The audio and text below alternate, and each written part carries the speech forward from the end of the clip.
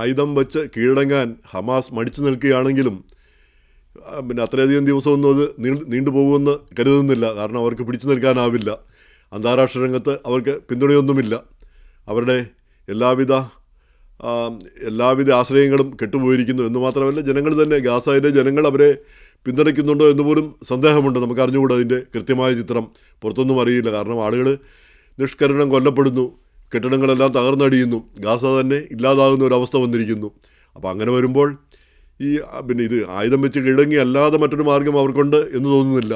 പടയുള്ളത് ആയുധം വെച്ച് കീഴടങ്ങിയാൽ അവർ എന്ത് ചെയ്യുമെന്നുള്ളതാണ് അറിയേണ്ടിയിരിക്കുന്നത്. കാരണം ഇസ്രായേൽ ഇവരെ വെറുതെ വിടുമോ?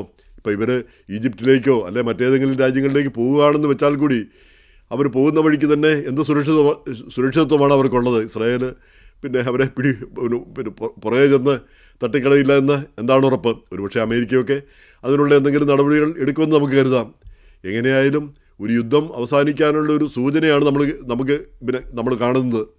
അപ്പോൾ ഇത് പ്രസിഡന്റ് ട്രംപ് ഏതായാലും കൃത്യമായിട്ട് പറഞ്ഞിട്ടുണ്ട്, ആയുധം വെച്ച് കീഴടങ്ങിയില്ലെങ്കിൽ അവിടെ എന്താ സംഭവിക്കാൻ പോകുമെന്ന് അറിഞ്ഞുകൂടെ. ഗാസ മുഴുവൻ ചുട്ട് തകർത്ത് കളയും, ആ രീതിയിലാണ് പറഞ്ഞിരിക്കുന്നത്. അത് ഇസ്രായേലും എല്ലാം തകർത്ത് കളയുന്ന ഒരവസ്ഥ വരും. മനുഷ്യൻ്റെ ആ ദുഃഖങ്ങളും ദുരിതങ്ങളും എത്രയൊക്കെയോ ഇപ്പം തന്നെ മനുഷ്യരാശി ഇതെല്ലാം കണ്ട് ചെകിടിച്ച് നിൽക്കുന്നു. അപ്പോൾ ഇനിയും അത് തന്നെയാണ് ഉണ്ടാകാൻ പോവുക ഇവർ മടിച്ചു നിന്നാൽ. അപ്പോൾ അതുണ്ടാവില്ല എന്ന് നമുക്ക് കരുതാം.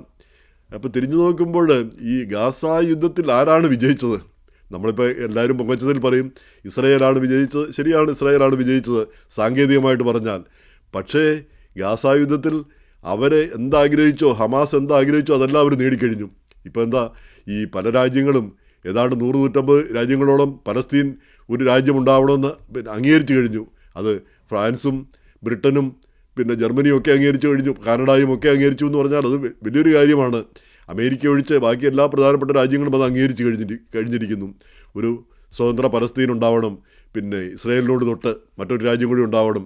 അപ്പം ഇസ്രായേൽ പ്രധാനമന്ത്രി നെതന്യാഹു അതിന് അതിശക്തമായ എതിർപ്പ് പ്രകടിപ്പിക്കുന്നു. പ്രധാന കാരണം അദ്ദേഹം പറയുന്നത് തൊട്ടടുത്ത് ഒരു രാജ്യം ഉണ്ടായിക്കഴിഞ്ഞാൽ ഇത് തന്നെ പിന്നെയും ആവർത്തിക്കും. അവർ ആയുധങ്ങൾ ഉണ്ടാക്കും, അടിയിൽ കൂടെ ഭൂമിക്കടിയിൽ കൂടെ ഗർത്തങ്ങളും ഗുഹകളും എല്ലാം ഉണ്ടാക്കി വീണ്ടും യുദ്ധത്തിനുള്ള കോപ്പ് കൂട്ടും. അപ്പോൾ ഇതിങ്ങനെ നിരന്തരം നടന്നുകൊണ്ടിരിക്കുക. അപ്പോൾ അങ്ങനെ ഒരു രാജ്യം ഉണ്ടാവരുത് എന്നാണ് അദ്ദേഹം ആഗ്രഹിക്കുന്നത്. എന്തായാലും ആ രാജ്യം ആയുധങ്ങളൊന്നും ഇല്ലാത്ത സ്വിറ്റ്സർലൻഡൊക്കെ പോലുള്ളൊരു മര്യാദയുള്ളൊരു രാജ്യമായി തീർന്നാൽ ഈ പ്രശ്നം വരില്ല.